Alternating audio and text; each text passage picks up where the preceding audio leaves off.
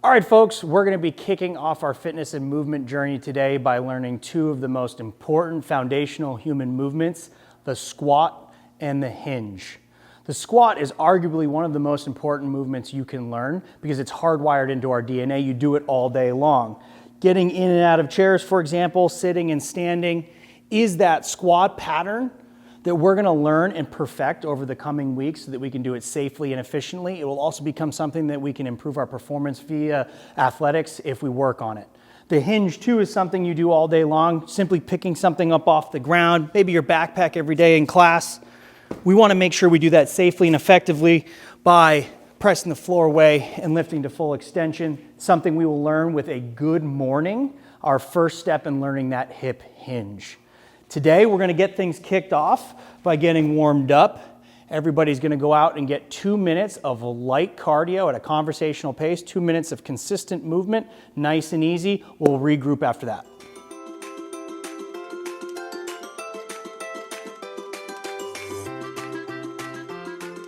All right, now that we have everybody back, go ahead and grab some open floor space so that you have some room around you. We're going to be performing 1 minute of a continuous alternating Spider-Man and reach. The way that will look is we are going to lunge out, keeping that front foot full in contact with the ground. We're going to drive the same side forearm towards the instep of that foot, keeping the foot completely in contact with the ground, knee stacked over that ankle. After a second or two, we will turn and open up, opening up that thoracic spine, stacking everything nice and straight in a line.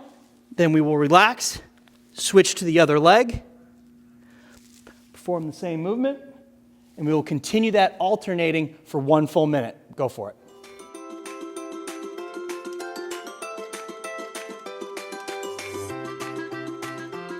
Up next is going to be another 60 seconds of continuous dynamic movement, this time with an alternating Samson stretch. That'll look like is we will lunge out, just like we had done before. This time, however, keeping the shoulders stacked over the hips over our back knee, knee over ankle in a good 90 degrees. And at the same time, we are going to gently reach up overhead in an active press overhead, keeping the abs nice and tight, rib cage rolled down, not leaning forward and extending that spine. We want to keep everything nice in a line, driving the hips forward a little bit. We press to full extension and we switch to the other side. Just a second or two on each leg, alternating for a full minute.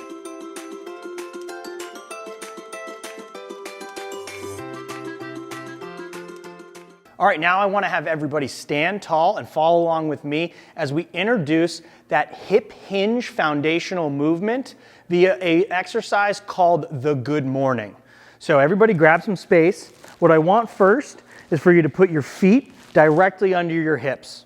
Not too wide, not too narrow, directly under our hips. The next thing I'm going to ask you to do is just create a soft bend in the knee without changing anything from the waist up, which just looks like this. Just a slight bend. I'm going from full extension to a nice easy bend. Now what I want to do is I'm going to put my hands on my hips and I'm going to initiate this hinge movement.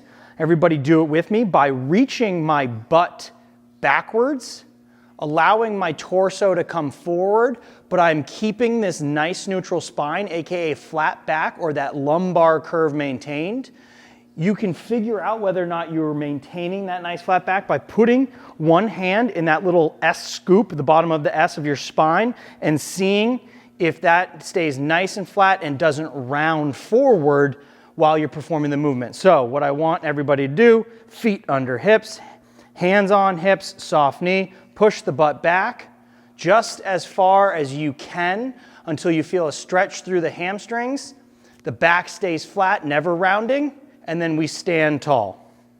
All right, that's going to be our good morning that we're going to use in a superset in just a minute. All right, next up we want to talk about our elbow plank. You've probably heard of or done a whole lot of different dynamic core movements like sit-ups and bicycle kicks and all of those great things, but we tend to forget that our core is actually meant to resist movements and keep our spine stable. and isometric holds or planks or other wall sit type items help encourage that nice stable spine. So what we're gonna do here is have everybody come on down and join me on the ground. We're gonna get down into our stomachs. We're gonna go ahead and put our forearms flat on the ground with our elbows underneath our shoulders. Our feet are gonna be together, legs together, toes on the ground, and we're going to lift ourselves up. I wanna think about squeezing my abs, think about sucking my belly button through my spine so that hips are high. What we don't want is any sort of sagging or arching of the back. We want to think nice, tight torso, squeezing the abs throughout the entire movement. All right, now that we know how to perform our body weight good morning and that elbow plank, we're going to combine them and practice them through something called a superset.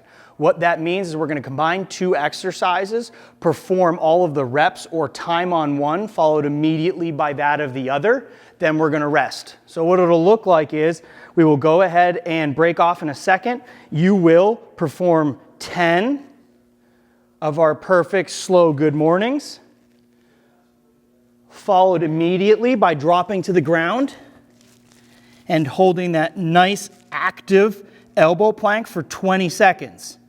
At the end of 20 seconds, you will stop, rest for 1 full minute, and then you will repeat that same sequence 3 more times. You have about 7 minutes to go get that done. Find some open space, 4 rounds, 10, 20 seconds, go get it.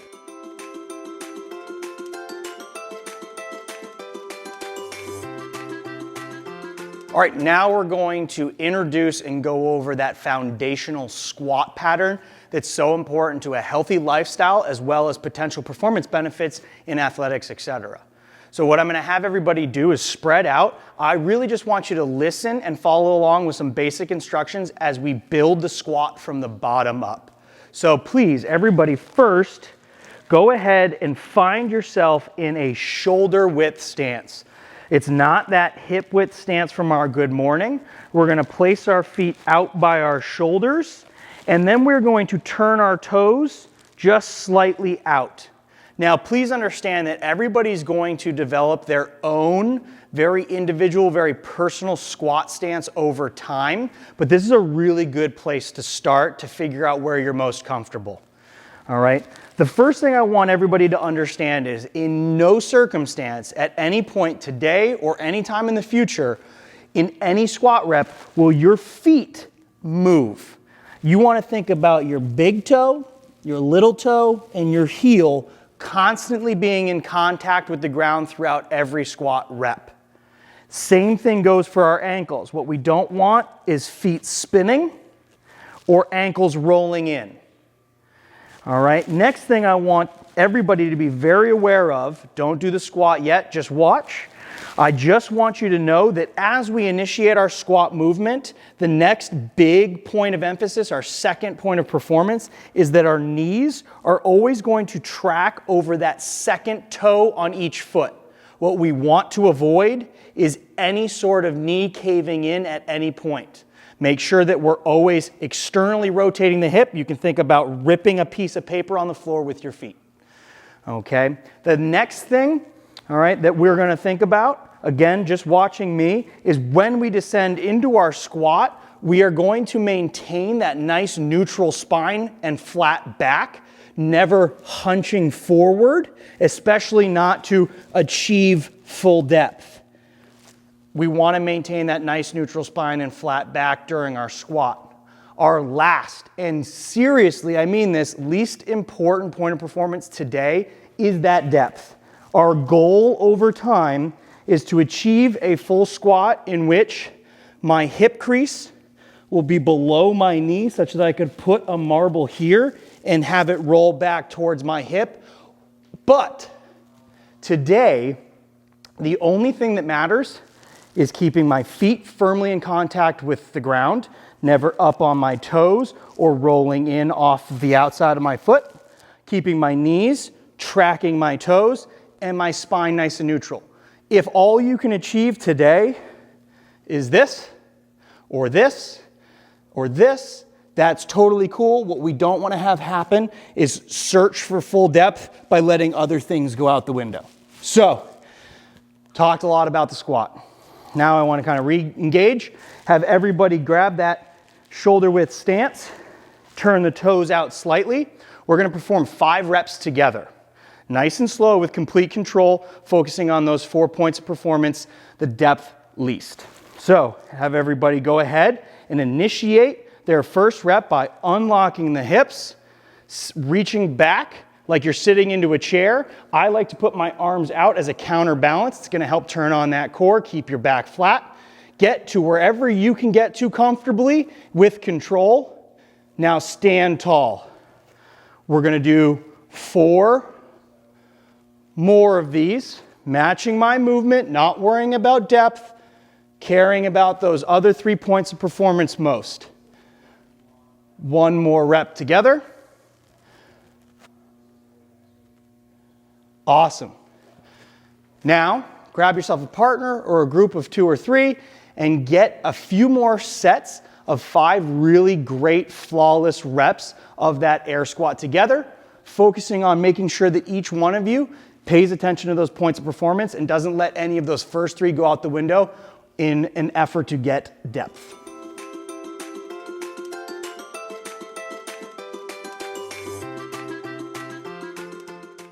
All right, we're gonna wrap things up today with a little bit of capacity building finisher. What we're looking for here is not grueling action. We really just wanna practice the movement mechanics that we've introduced today, as well as start to build a little bit of that aerobic capacity that's gonna go a long way in the rest of our training. So what this will look like is every one of you is going to perform 5 rounds of 10 perfect air squats and 2 minutes of any walk, jog, or light cardio that might be available to you. It could be a stationary bike, a rowing erg, an elliptical, a brisk walk outside, even some small shuttle runs works. Whatever you have available is totally fine. We want to keep it nice and easy, but continuous. And remember, on our air squats today, what we're working on is the first 3 points of performance first, and we're going to gradually learn how to get lower and lower over time without losing those first 3. Don't worry about sacrificing your form in those first 3 points of performance for either speed or depth. We don't care how low you're getting today. We just want to work 5 sets of 10 of whatever air squat you are comfortable with right now. We'll progress over time in the weeks to come.